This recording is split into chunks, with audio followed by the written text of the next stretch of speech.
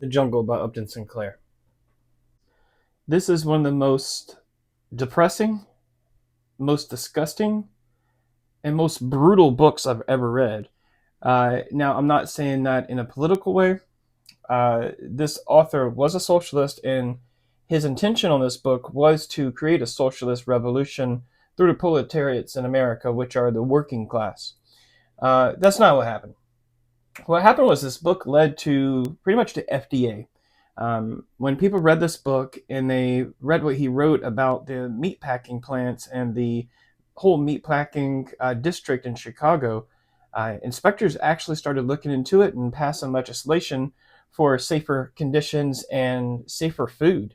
There was a scandal in the 1890s where American troops were killed. They ate tainted meat that came from these kind of packing plants and led to a lot of deaths. And I think there is a statistic in the Spanish American War where at least in one part there was an outbreak where more soldiers died from eating tainted meat, embalmed meat as it was called. You can look up the embalmed meat scandal than bullets. So let's get into it.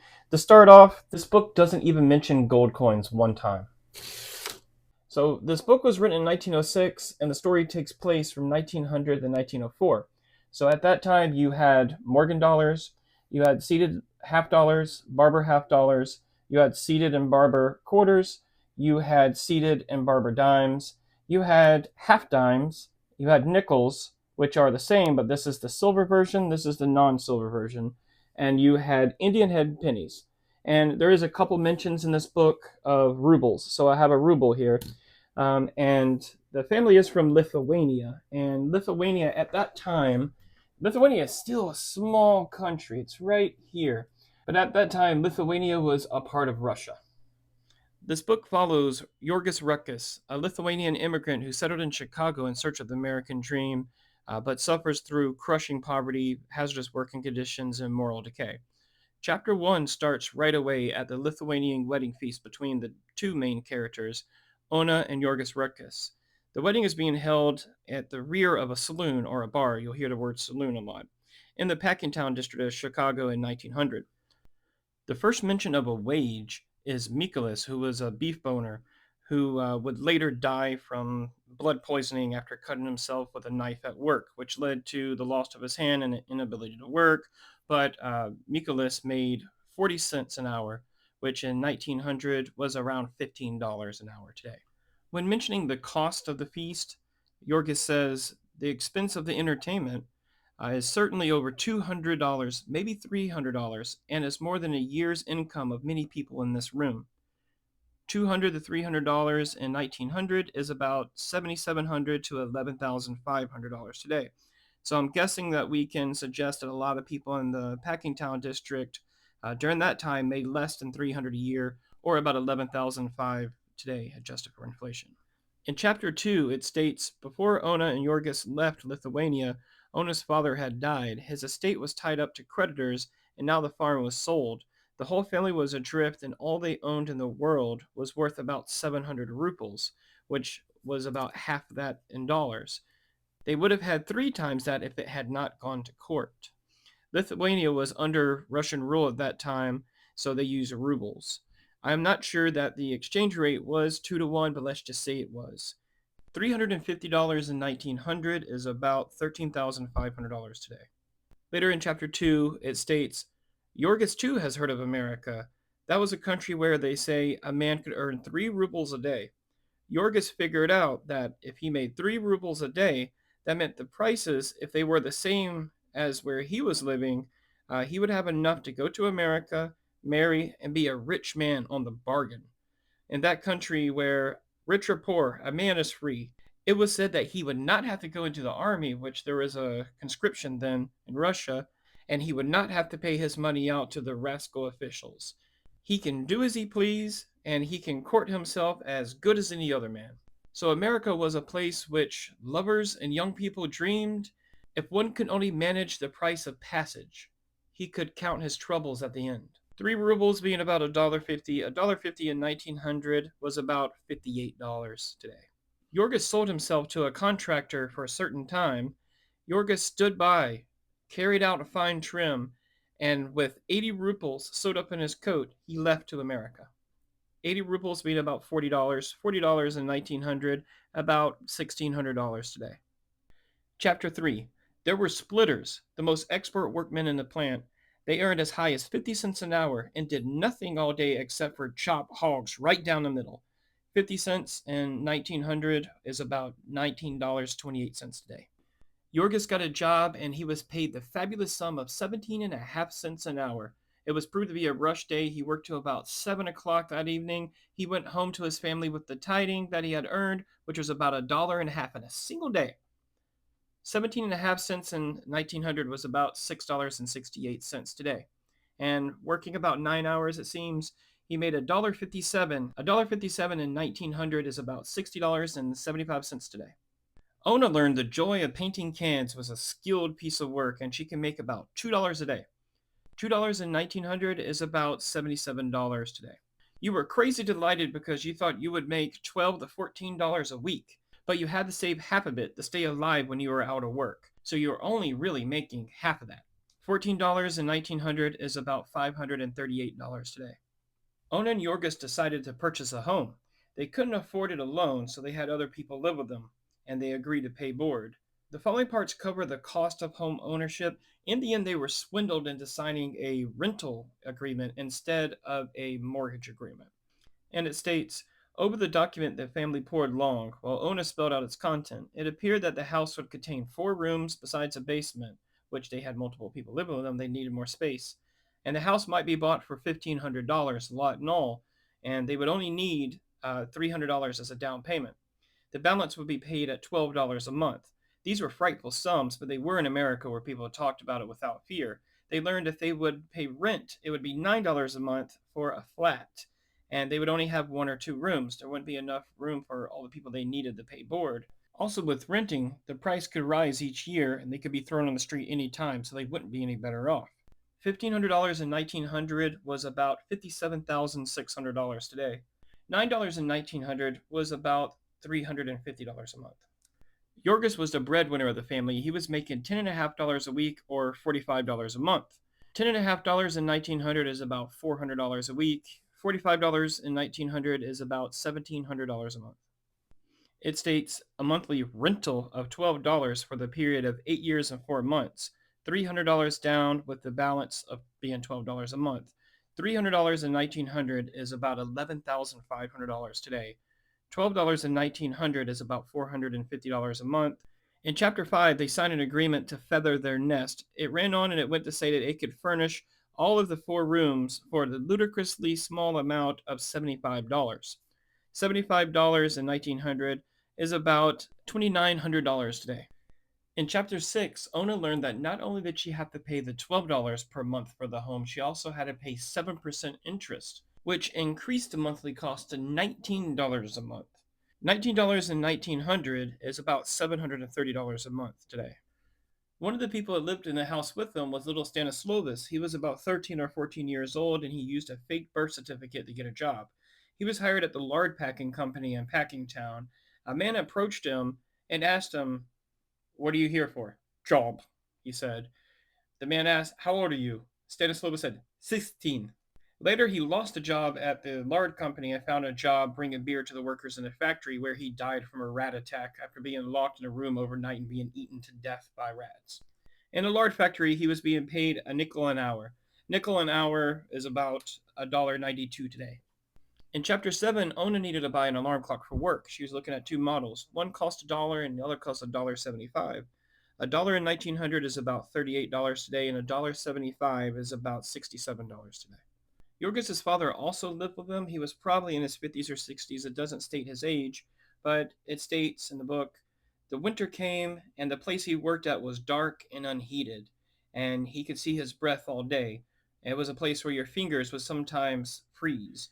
He would lie in bed and cough day and night, wasting away to a mere skeleton. There came a time where there was little flesh on him that you could see his bones starting to poke through. One night he had a choking fit and a river of blood came out of his mouth. The family, wild with terror, called a doctor, and they paid a doctor $50. just to tell them that there was nothing wrong with him. Then at last, one morning, they found him cold and stiff and dead. I told you this story is one of the most depressing books I've ever read. In chapter 8, during the harsh winter, some hours were shortened and some jobs were shut down. Ona's can painting business went bust, and Jurgis got shortened down to sometimes 2 hours a day, which means he would only bring about $6 a week in. $6 in 1900 is about $230 a week.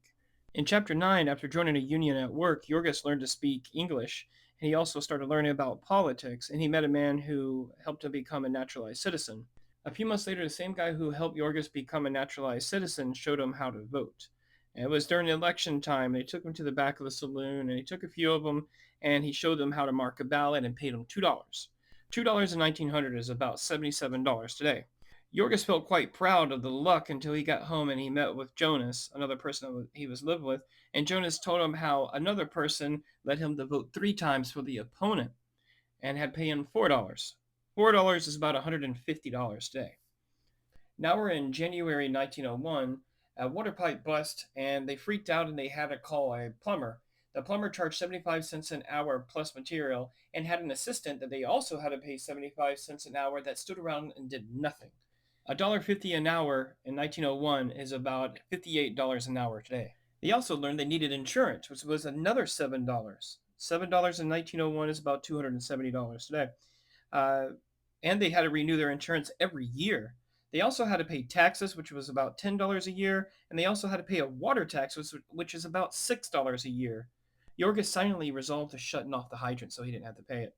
Ona got pregnant and was considering a doctor instead of a midwife. The cheapest doctor they could find is about $15.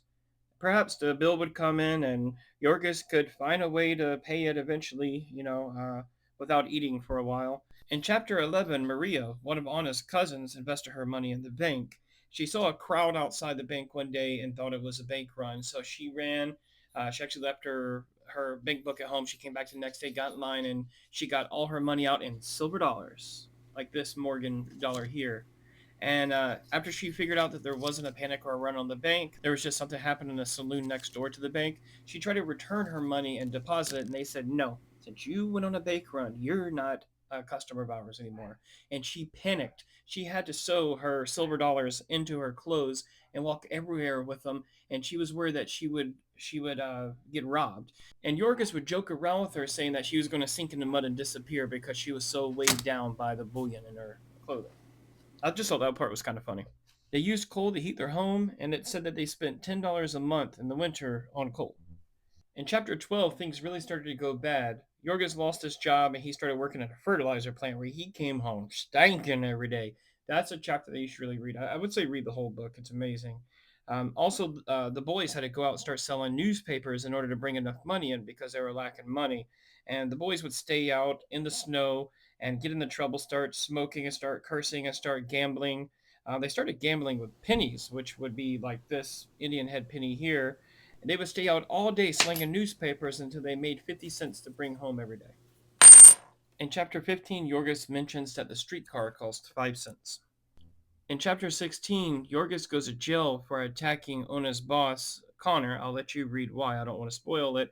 But he spends Christmas in jail, and also with some other stuff in the book I don't want to spoil. We now know that it's 1902, and after Christmas it would be 1903. So after this, I want to start quoting 1903. So his fees for jail was $300 in 1902. $300 in 1902 is about $11,500 today. When he went to jail, he had 15 cents on him. He spent 1 penny for a postcard to send home. It's kind of interesting to think about that a postcard only cost 1 penny back then, but then again, a penny was about 38 cents then. Jurgis was in jail for about 38 days, and when he got out, he learned that they lost the house. And I initially kind of doubted that that could happen, but I looked it up. Before 1980, you could lose your house, your mortgage. You could lose your house if you missed 30 days of payment. That is insane. That's crazy. Today, it's about 120 days before you're at risk. After learning that he lost a house, he's on a mission to find Ona. And when he finally finds out where she is, they are keeping her from him for a reason. I don't want to spoil it. but he is in search of a doctor, a midwife doctor to help through a labor. This is her second child, and it goes through the expense, but it says that a doctor costs around $10 to $25 then, and that's all I want to do. But I do want to mention that that is both one of the funniest parts of the book and the most tragic. I'll leave that up for you to check out. Jurgis is in so much pain and anger and sadness that he takes all the money that the family has, which is $3. $3 then is about $115 today. And he goes to the bar and gets drunk because Ona does pass away. And Ona is buried in Potter's Field, and Potter's Field today is now Lincoln Park. So they dug up the graves, which were meant for poor and unnamed people. They dug them up and moved them, and that is now Lincoln Park in Chicago. So just think about that. In chapter 21, Jorgis picks up the habit of buying a newspaper, and a newspaper, the Sunday paper, cost 5 cents. At the end of chapter 21, in tennis, Jorgis's 18-month-old baby began to talk. And it states, his quaint pronunciation of words was such a delight, and the phrase he would pick up and remember were the most outlandish and impossible things. The first time the little rascal burst out with "God damn," his father nearly rolled off his chair with glee. But in the end, he was sorry for this, for Antinous would soon be God damning everything. That's another part of the story that's funny, and it seems like this author always gets to the funniest part of the story just in a tragedy. Because right after this, Antinous would roam outside, fall into a mud puddle, and drown and die. And this was the last thread of existence that Jorgis had. So Jorgis had a breakdown, and then in chapter 22, he fled to the countryside, like rural country. So Jorgis fled to the country with a week's wage in his pocket. There he secured breakfast for 10 cents, 10 cents being about $3.80 today. He got 2 sandwiches, a piece of pie, and 2 apples. Jorgis then had dinner with a farmer, his wives, and a dozen of children. And the bountiful meal, he said to put 20 cents in. 20 cents is about $7.70 today. He had a big breakfast and a coffee with bread, oatmeal, and stewed cherries, which the man charged him 15 cents. 15 cents is about $5.80 today. Jorgis enjoyed the farmer and his family, but he was not staying. He was a free man now, a buccaneer. He became a hobo and started traveling around Illinois and Missouri in the country for farm work. He said any man can make $2 in board a day, but a good man can make $2.50 to $3 a day. $2 to $3 a day in 1903 was about $77 to $115 today. He did not want to put his money in the bank where he thought he might lose it. He had a carry on him, but then he was worried about being robbed. So he would spend his money in the saloons and having fun and the surplus of women and alcohol, blowing his money away because he thought he was going to lose it anyways.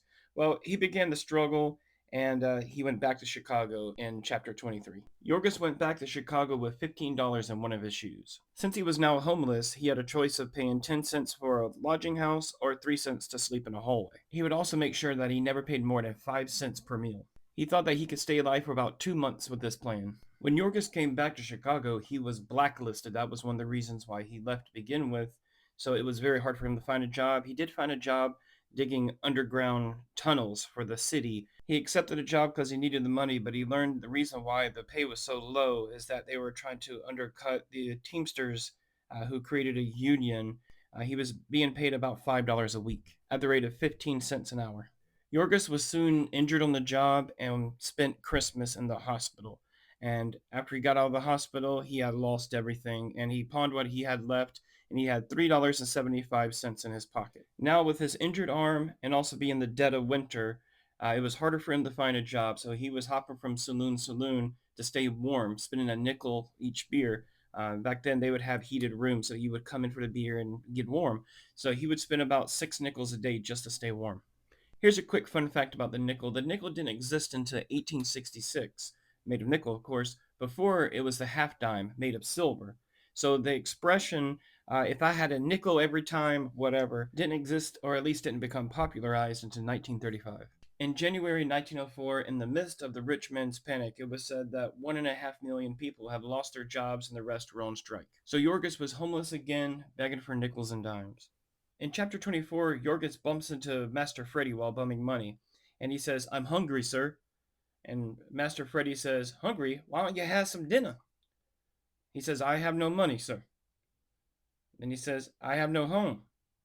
The man pulls out a big wad of cash and starts flipping through it and hands Jurgis a $100 bill. A $100 bill is about $3,600 today. Actually, it would be like $18,000 if it was in gold. But besides that, Master Freddy then takes Jurgis to his house, which is a mansion. And I'll let you read that part yourself because there's a lot of prices in that house, which are expensive. It's crazy expensive. Like chairs are $3,000 a piece. An organ was $30,000 a piece. Balcony pillars are $68,000 a piece. Paintings were $32,000 a piece. It's just crazy. I'll let you read that for yourself, but just times those numbers by 36.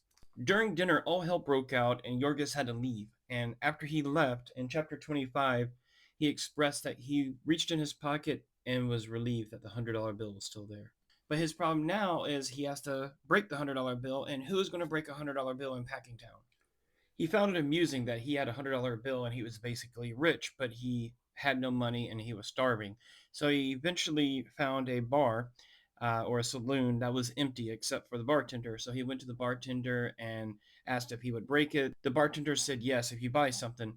So Jurgis agreed and he bought a beer for 5 cents, and the bartender gave him 95 cents back. So basically treated it as a $1 bill and kept the other $99.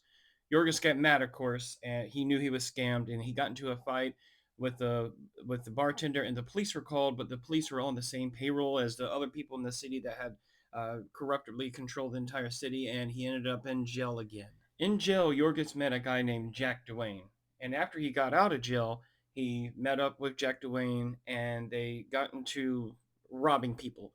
They robbed this one old man, knocked him in the head. He almost died. They stole his cash and his belongings. They pawned the belongings to a pawn shop that was known for taking stolen goods and paying them cheaply. The total for that robbery was $109, and Jurgis' share was $55. Jurgis and Jack also robbed a country customer for about $130. Throughout the rest of chapter 25, you learn that it is an election year, and he starts getting into voting and bringing in fraudulent votes, and he gets paid tons of money doing this. He gets mixed up in it, and he eventually has $300 in the bank, and he starts partying around the town in chapter 26.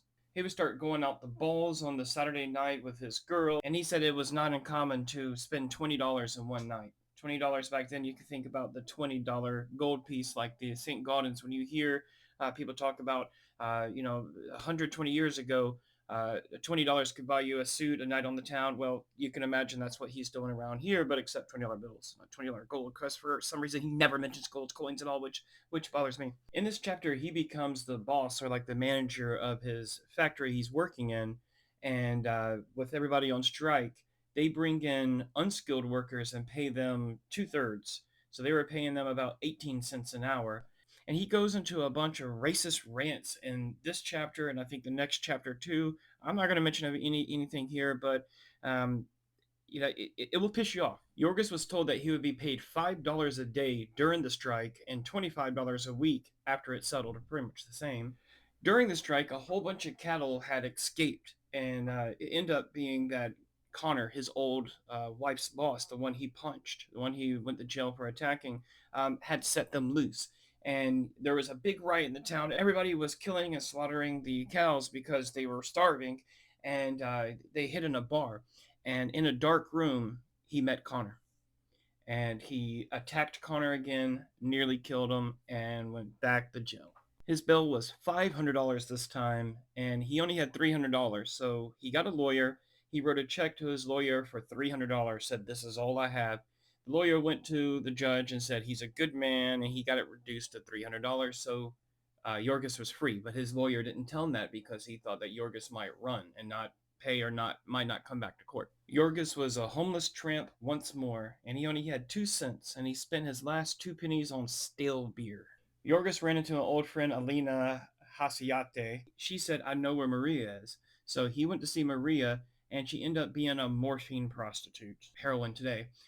and she was charging $2.50 per customer. She was making good money. She was sending some back to the family to pay for some bills, but she was staying in perpetual debt because she was spending more than she was making through what the whorehouse was charging her to stay there and operate, plus her heroin addiction. Also, there were constant police raids where she had to pay to get herself out. He was actually in the middle of a police raid during that time. He met her and he went to jail as well, but they let him off because he said he was trying to find his sister. So then she gave him a quarter and told him to go along. And this was in a ghetto district. And interesting thing, the word ghetto dates all the way back to 1516 Venice, Italy, to where they put the Jews and other undesirables into a location. But anyways, this is the last bit of the story that I want to cover, so I'm going to end this video here because from this point on, all the story is him going and finding shelter in a hallway and overhearing a meeting, and someone comes and taps him and says, "Hey, welcome, comrade." And you can see for the next 2 or 3 chapters from this point, it's nothing but socialist propaganda. And I won't spoil it, the end of it, in case you want to read this book.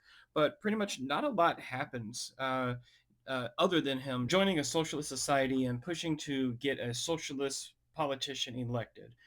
So read the book yourself. I hope you liked this video, and I hope you got a glimpse of the prices between 1900 and 1904, because that was my intention of reviewing this book.